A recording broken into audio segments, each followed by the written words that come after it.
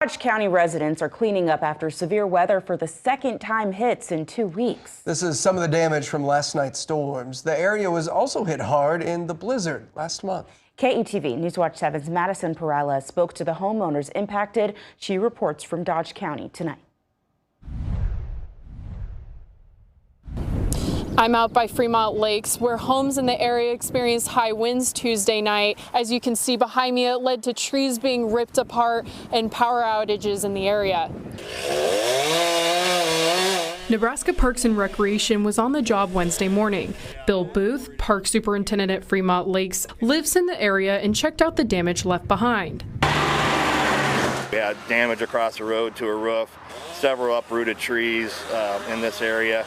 Pretty isolated, small area, but really came through and hit pretty hard in a short amount of time. The Dodge County Sheriff's Office received a call Tuesday from a driver whose car was blocked by the power lines in the road. The Fremont Department of Utility restored electricity overnight. The Sheriff's Office also made a call to the National Weather Service. Response from local and state officials was quick last night, but as you can see on this driveway and this yard, the debris is still here from the house across the street.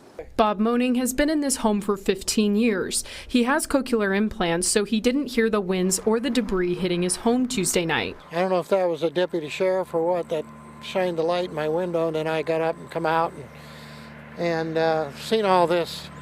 So, yeah, it's kind of overwhelming when you first see it. Moaning lives alone. His wife passed away just last year. He says she loved the home because it's right by the Fremont Lakes. Moaning wants to clean everything up in her memory. Yeah, I wish she was still here, but... Yeah.